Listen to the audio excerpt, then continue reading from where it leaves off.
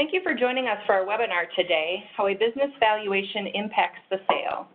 Before we get started, I wanted to mention that there's a chat feature for this webinar, and you can ask your questions at any time during the presentation. The chat button is at the bottom of the PowerPoint as you hover over it.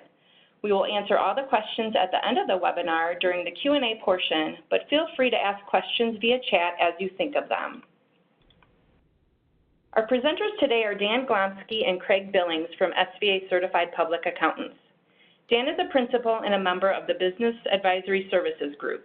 He provides clients with technical expertise in valuations, litigation support, financial reporting, and individual and corporate taxation. He works with clients on creating business value through identification of the value drivers and how to improve them. Craig is a valuation analyst and leads the valuation practice in the firm's Madison office. He is responsible for the performance and oversight of engagements in litigation and consulting matters involving valuation, damages, tax, and financial issues, and has valued numerous businesses in a variety of industries that span the economic spectrum. And now I will pass it over to Craig to get started. Thank you very much. In today's presentation, we are going to break it into three specific topics, not necessarily broken into topics, but these are the areas that we'll cover. First, we'll talk about a business valuation overview, some definitions and some background about what a business valuation is. Then we will talk about how changes in your business can actually change the value of the business, hopefully positively, but possibly negatively. And we'll round out the program by talking about how you can use valuation information to drive the profitability in your business.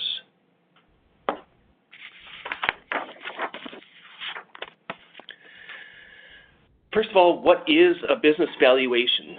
Some people call it a business appraisal. It is useful to step back and think about valuing some other things. For instance, if you have a $10 bill and you take it to the store, you can use it to purchase $10 worth of goods or services. Both you and the merchant know exactly what that $10 note is worth. Also, let's assume that you have an investment in the stock market. Let's say an investment in stock of IBM or Intel.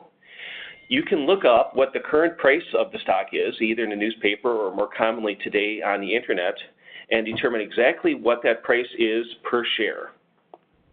Then, if you choose to sell your stock, you can exchange it on the stock market and get cash for your transaction within 3 days. Things such as cash and stock on a publicly traded exchange are commonly what's called liquid assets, or they have liquidity, meaning that you can get your cash relatively quickly. However, when we're talking about a closely held business, you can't just simply take that to the stock exchange and exchange it for cash or an equivalent value within 3 days. It takes time to prepare the sale, and you're certainly not going to get cash immediately. Things such as closely held businesses are what we call illiquid assets.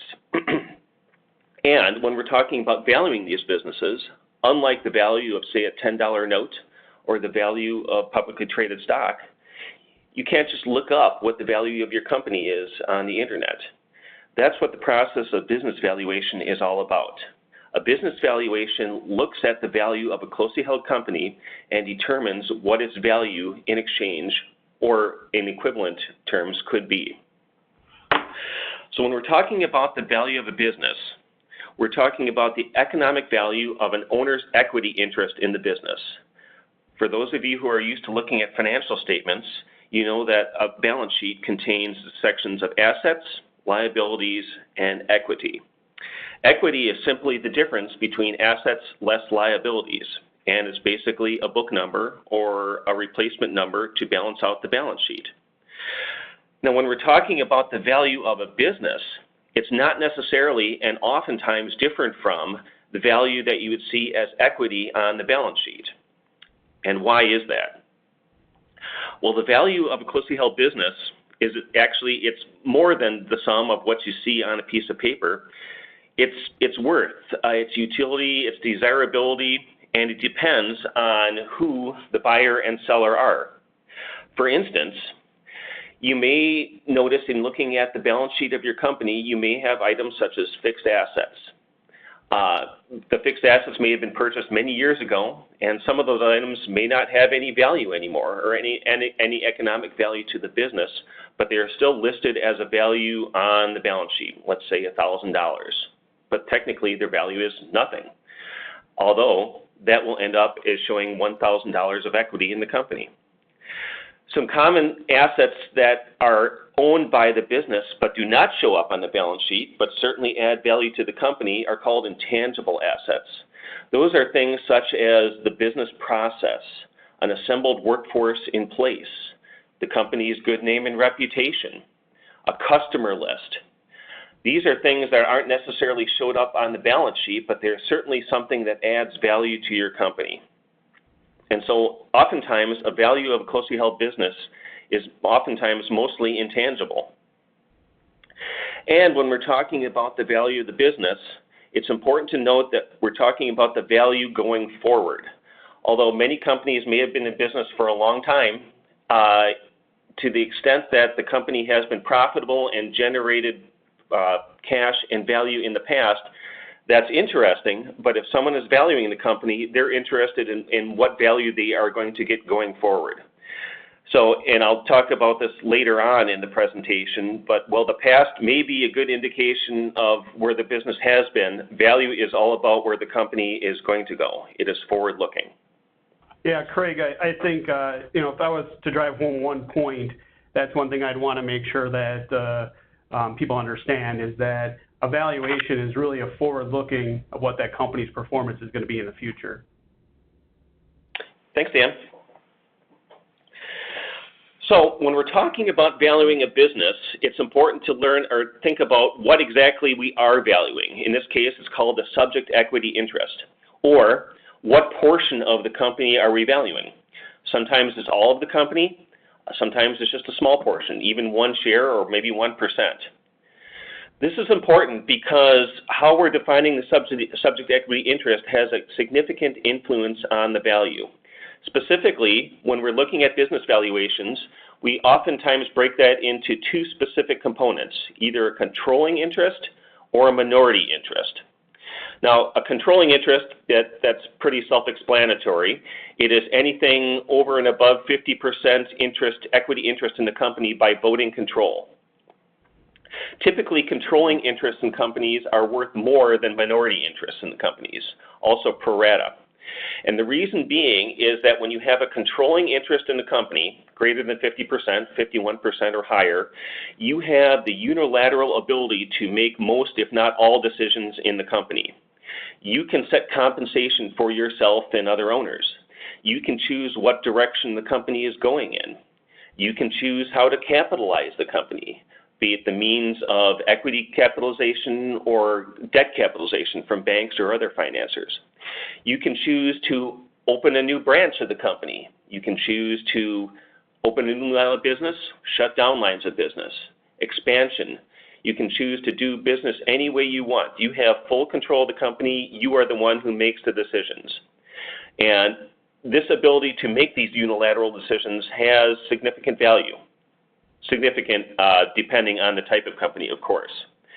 Typically, control ownerships in companies are worth more than pro rata of the whole or minority ownership. So oftentimes, when we're valuing a controlling interest in the company, depending on the standard of value that we're using, we may apply a premium for control. Now, the flip side of that is a minority interest. This is a disadvantaged position to be in compared to a controlling ownership interest.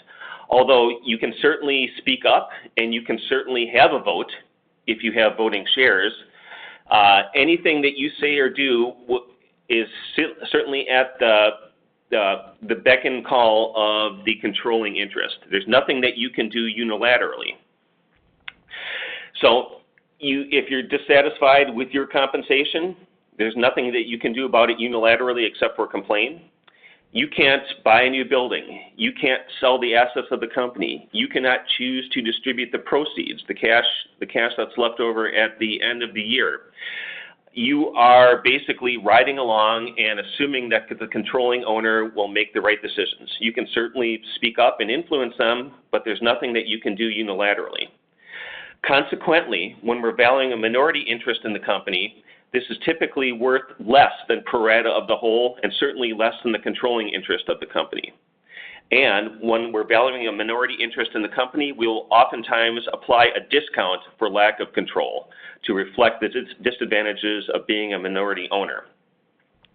Now, this is also on the slide here, but this is kind of a situation that you run into every once in a while. It's called neither minority nor control. And in this case, we're talking about an exact 50% ownership interest.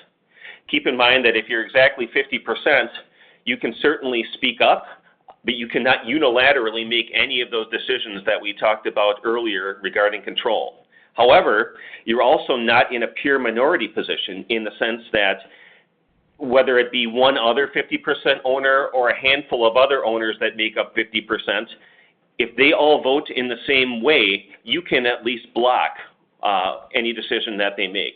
So although you can't make decisions unilaterally on your own, you can veto any other decision by the remaining or assemblage remaining 50% owners.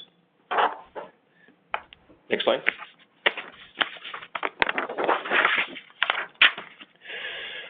So now that we've talked about what is a business valuation and are we talking about a controlling or minority stake, it's important to think about what is the standard of value that we're looking at. And it may seem counterintuitive at first, but if you think about it, it does make sense. We're talking about the value of a company, but it's the value to whom, and it does make a difference. In most cases, when we're talking about a business valuation, we're talking about something called value in exchange, basically an actual or hypothetical transaction between a seller and a buyer. And oftentimes when we're talking about value in exchange, the standard of value used in most cases is called fair market value. This is the standard of value that is used for many valuation engagements, such as estate, gift, divorce in Wisconsin, and anything else that the ownership agreement might call for. Now, fair market value in itself is a fairly harsh standard of value, but if you think about it, it is fair. It takes all the names and the faces out of the transaction. So instead of you being the seller of a business and me or someone else being the actual buyer of a business, the names and faces don't matter. Fair market value assumes that we have a hypothetical seller and a hypothetical buyer, both motivated purely economically. So if we have a seller of a business, they would look at it not as you would look at a business, as your specific business, but to them it's an investment. It earns a rate of return, and they would be willing to sell it for the right price. And the right price is the fair market value of the business. On the other side of the transaction is the hypothetical buyer. Now, the hypothetical buyer, you can think of them as not anyone specific, but it's someone who has some money in their pocket who's looking to invest it for a specific rate of return. They will evaluate the risks associated with the particular business, and they will come up with a fair price for what they think that is worth purely economically as an investment.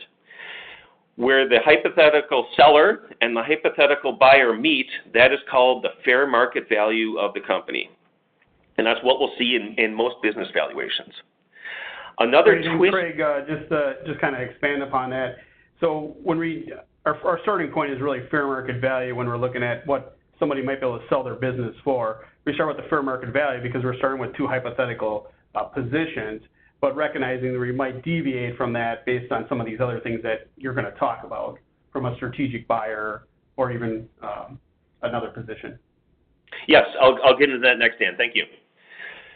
So another standard of value that you see sometimes when we're talking about value in exchange, and value in exchange being an actual or hypothetical transaction, is called fair value. Note that that's very much like fair market value, but it doesn't have the market in it. In many cases, fair value is similar to fair market value. You have a hypothetical buyer, you have a hypothetical seller, but the difference between fair market value, and it differs across different states, it's a judicial standard, but in Wisconsin it's typically you would not apply discounts for lack of control or a premium for control. So you can think of it in simplistic forms as fair market value without discounts or premiums. You will run into that sometimes, but I wanted to emphasize that fair market value is what you'll see most of the time. Now, the other standard of value that we'd like to discuss in this webinar is called value to the holder. So this isn't necessarily talking about a transaction, either realistically or hypothetically. This is the value to a specific buyer or a specific seller. Think of the specific seller being you and your business. Now, why might the value to a specific buyer or specific seller be different from fair market value? Well, if you think about it, if you have a closely held business, it's oftentimes the biggest asset in your estate. It's your life, more or less. It's your job. And the comfort of being able to own your job, being able to compensate yourself, being able to make decisions, being able to run the business you like to fit within your lifestyle, that has some value to you. And you may be willing to pay a little bit more to have those comforts. So the value to the holder may be more than the value to a fair market value from an investment perspective. The flip side of that is value to the potential buyer.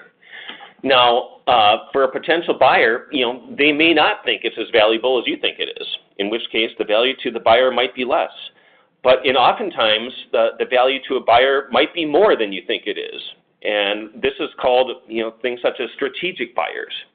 Imagine the situation where you have a competitor who competes with you and is interested in removing your company from the marketplace to gain market share. Or you have certain assets in place or certain technologies that the competitor would like that would be difficult for them to recreate or purchase on their own. In this case, a strategic buyer may be willing to pay more than fair market value to acquire this specific business for whatever reason, either to take it out of the marketplace or to acquire assets that it doesn't already have, to consolidate its position. So this would be value to the holder, and sometimes it's called strategic value or intrinsic value. Any thoughts on that, Dan? No, we just, the reality of it is, we look at, we're trying to optimize the sales price, right? So sometimes it's just fair market value because you're going to get sold to another investment group, but two, it could be a strategic. So we're trying to lay that out for you. Next we'll go into the premise of value and just a couple approaches, and then we'll start getting into, what the factors are. So yes, we've talked about the subject of the valuation. We're talking about who the buyer and seller are. Now, another element of business valuation is the premises of value. And this is we mentioned earlier about business valuation is always forward-looking. So the premise of value is essentially thinking about what is going to happen. In most cases, when we're valuing a business, we are assuming that it's going to be valued as a going concern. The business has been operating as it has been, and it's going to continue to operate in the future. It might be more profitable, it might be the same, it might be less profitable, but more or less there's not going to be any significant large disruptions to the business. As of the valuation date, it's going to continue operating as a business. This is what we see for most business valuations, and what will likely result in the highest value for the business, assuming that it's going to continue as is. Then we can talk about different premises of value. What if the business is not going to continue? Another premise of value might be an assemblage of assets. This might fall under the umbrella of the strategic buyer that we talked about just a slide ago. Let's say we have a strategic buyer who's buying the business but has no intention of operating it continuously. They're buying it basically to take over the customer list, or they're buying it to take over the technology of the company, but they're not going to use the company's name. They're not going to use anything else. In this case, the value would just be an assemblage of the assets in place, primarily intangible assets. Then we have two other methods of premises of value, assuming that the business is essentially going out of business. Theoretically, we were going to sell the business's assets, we are going to distribute the proceeds, and either go out of business or reinvest those in some other business venture. Now, there's two ways to go about this. If you have the time to do so and can do it at a pace, ideally you would talk about an orderly disposition, selling either groups of assets or individual assets without any time pressure or any pressure to get cash quick. Basically wind down the business in an orderly fashion. Contrast this to a forced liquidation, or what some people might call a fire sale, where you have to sell all the assets immediately and get what you can, even if it's pennies on a dollar. As you can imagine, a forced liquidation would probably be the lowest premise of value and the lowest value you would get for your company, and the one that to avoid if possible. So there are typically three different approaches to valuing a business, and I will touch on a couple and spend more time hopefully on one of the main ones. The first approach to business valuation is called the asset approach, and that looks at the value of all the assets of the company, be them tangible or intangible, and when we are assuming that they could be sold for their fair market value. And if you go back a slide, don't go back a slide actually, but if you think back a slide, an asset approach would be more applicable under the orderly liquidation or the forced liquidation standard of value. Essentially, you're figuring out what the value of all the assets are. Hopefully you can sell them at your leisure. If not, you can sell them quickly. But the value of the company is the value of its assets. Sell the assets, distribute the cash, and that's the value of the company. We don't often see that. So let's just go over these approaches, kind of quickly, because I think the reality of it is, the application of them is more of an overview, and then we want to get into some of the specific factors to worry about. So, we have the asset approach, really kind of looking at the balance sheets and the assets of the company. Then next we have the market approach, where we're looking at, next slide. So we have the market approach. We're looking at, guideline companies to see what other transactions were out there. So for this example, our two primary ones we look at is the market method of, publicly traded companies. We'll also look at private transactions, which is merger and acquisition, to try to determine where they might play in. And then the final approach is the income approach, which is we use primarily two principal methods, capitalization methods, which is basically looking at a benefit stream of net income or cash flow, and then trying to put a value to some of those things. Because we're looking forward-looking, the discounted cash or discounted method is one that takes a forward projection and then tries to or capitalizes that value to get to where the company might be positioned. So then we have the next slide, which is changing your business changes the value. And here the significance of this is really trying to say, when we're trying to determine what a company is worth, we look at the risks that the company itself brings to the transaction. And so I wanted to try to highlight some of these specific risks that businesses should be aware of, because they can impact in, like Craig said earlier, you have positive and negative consequences to some of these things. So for example, labor, right?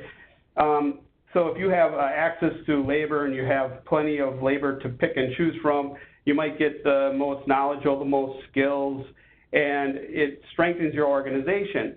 Whereas if in a situation where it's a tight labor market and it's hard to get employees, you might actually be short on labor, may have limited capacity, may have a limited skill set. So these are things that can factor and weigh into a company. So the stronger that the company can be from positioning itself from a labor front, it might be beneficial to them. Same thing with customers, right? If I got a concentration of customers and I'm doing 90% of my business with one customer, well, a potential buyer might not be all that excited about that, because if that 90% customer goes away, all of a sudden a lot of my profits and value have also gone away. So we look at stability, loyalty, leverage, a variety of things, demographics, right? We look at location, location, location. And maybe location isn't as critical as it was maybe 20 years ago with the invention of the internet and utilization of online sales, but it still becomes, an assessment that needs to be made, and there might be benefits of a location positioning that might help your company. We look at financial strength of the company, right? It proves financial strength shows a buyer its reliability, it's result driven, but also can help with the future looking and give some more credibility to that. So we really look at the financial strength. Fixed assets, from an aging perspective, you're looking at, are the assets old? Are they new? Are they, do we have current technology? Are we on the cutting edge of technology? These are all factors that can attract a buyer or maybe make a buyer a little bit nervous. Same thing with management depth. We look at the size of the companies. Smaller the company is, the more susceptible it is to certain things, or a larger company might be more inflexible, might be more difficult to transition into a new strategy if one were needed. So some of those things can weigh positively and negatively, but mostly smaller companies are more risky than larger companies. So the bigger we can become, the better our value should produce. We talk about suppliers, we look at leverage, our ability to control pricing, our ability to get better pricing from our suppliers, the ability to get supply if one supplier runs out of materials. These are things. Intellectual property obviously is a huge thing to do, to put up a barrier for a competitor to come and compete against you is if you have intellectual property. So again, future revenue, looking at how that produces value. Life cycle of current products. It's great that you have produced this product and it's selling great. The reality of it is, what's that product going to do in 5 years, 10 years? Is that a problem? If it's a problem, it's something we want to start to address and see if we can increase or produce a new product that expands that life cycle of that product or moves into another product area. Next slide. One thing worth adding, Dan, I'd like to mention that a lot of the elements in these slides, it's titled risks, and a lot of people, when they think about risks, they think about something averse. But as Dan mentioned, with a lot of these, the risks have a flip side. Risks can be positive too. A lot of people, probably the best way to think of that is risk or reward, although some people just call it risks. There are plus sides. Dan talked about a stable labor force. That's a positive. A diverse customer base. That's very loyal. That's a positive. So risks don't necessarily have to be negative. They can go the other way as well. Go ahead, Dan. Right. So the next slide we have, again, just kind of boiling it down to what do all those factors mean to a buyer and also to you as a seller is, right, if I, have that forward-looking mentality and I have the strategy and the risks addressed, I should see increased profitability. I should see opportunities. I should see marketability, meaning I'm more attractive to more investors, right? The less marketable my business is, the less investors that are looking at me and are willing to purchase my company. So all those things can help all three of these things. And I have another question mark. It's like, future outlook. What does it look like for the company? And your risk assessments help you do that. Next page. So just to give you an example of how some of this stuff changes the value of a company, the first one is if we have $450,000 of EBITDA, we have a 3.5 multiple. Well, it gives us a value of $1.5 million. Now, if I change that and I take my EBIT up to $600,000 times a 3.5 multiple, I get a $2.1 million value. So that's a change of $525,000 increase in value just by increasing my profitability and so forth. But keeping the risks we're not the always same. able to increase our profitability, but maybe we're able to eliminate some of those risks. So then next we have a value if I increase the multiple to 4. Now my value went from 2.1 million to 2.4, which is a change of 825,000.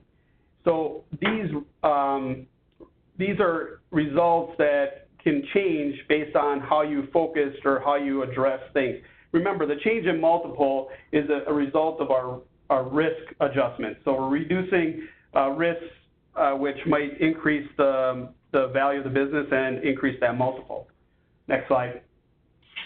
So I'm going to just quickly go through this. We only got like a few minutes left, but when we collect the data, we look at company information, we look at industry information, we look at economic information and market information. All this information is looked at from a variety of different perspectives, but what we're really trying to do is what does that potential of that business really look like from the valuation perspective? And we look at, is there going to be a recession? Is there a labor shortage? Is there a housing issue? Is there an interest rate increase? We look at industries. Are certain industries trending off from a financial perspective? We look at the company. What's the management structure? We look at the market. Are other businesses selling in this area? Is there a combination of businesses, or are people just going out of business? So we look at all those variables from that perspective. Next one, specifically, we'll look at the benchmarking to industries. So we want to try to say, okay, how do I focus my business and try highlighting some of these things? What does this business do from compared to its peers?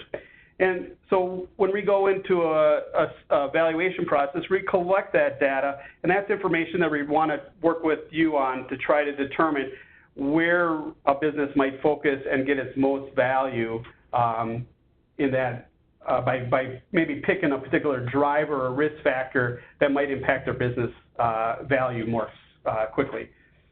Next page. As part of this, a budget forecast, because again, we're looking forward-looking. It's huge that we have a budget forecast. It helps us test out the model. It's important that we understand the life cycle of our product or services. Where are we going with that? It's the product profitability. Do we have deteriorating gross profit? Do we have increasing gross profit? That type of thing that can help us. And then customer concentration, I think, is a huge thing. We want to be not leveraged by one customer, but understand that could be an existing issue.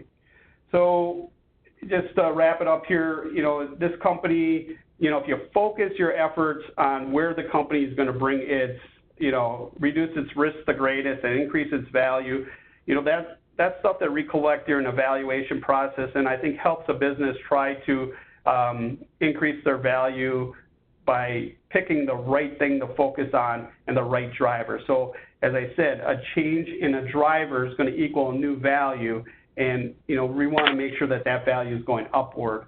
And what's it going to take for that business to move that risk? And like I said, like Craig said earlier, is to a positive. And who's your ideal buyer is also an important thing, because you could have a company that's going to sell to somebody that only wants the customer, the customer list. Well, if you only want the customer list, well, then the most value you're going to get for your company is by increasing the number of customers you do have. And then you want to make sure the time to market is right. You want to make sure the company is ready for sale and that you've done everything you can to really kind of help out.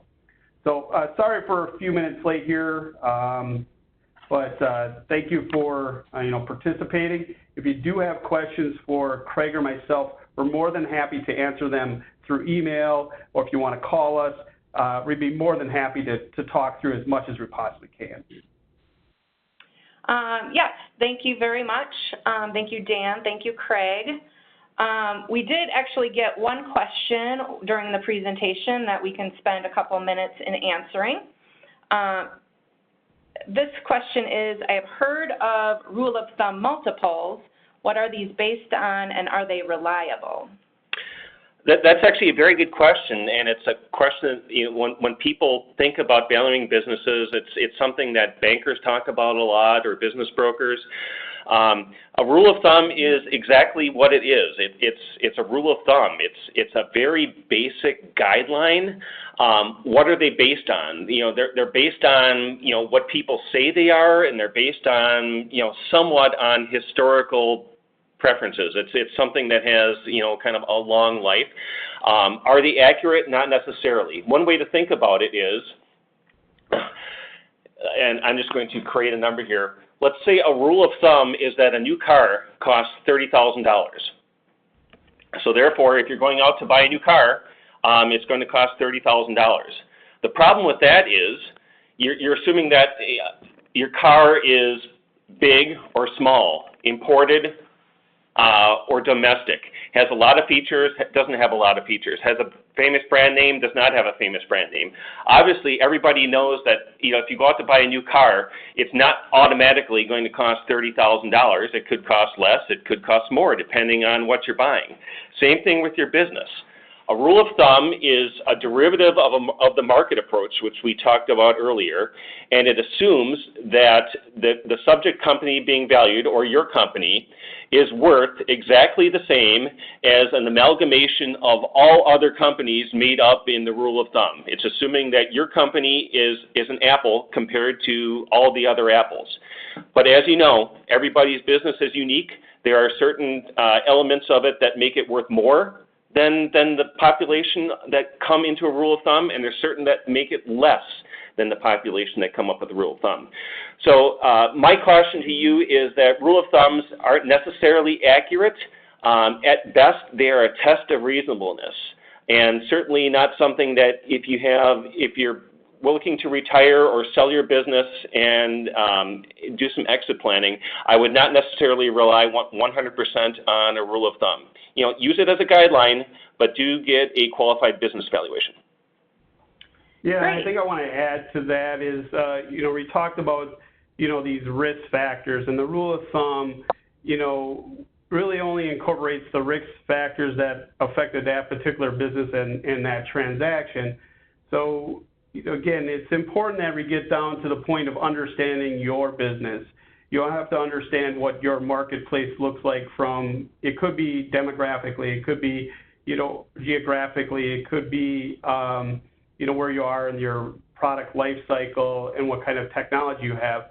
So, a rule of thumb might be low and might be high, but when we get into it, we can help determine, where that rule of thumb or that deviation from the rule of thumb is, but also where do we want to go and what's our potential for that business to increase its value.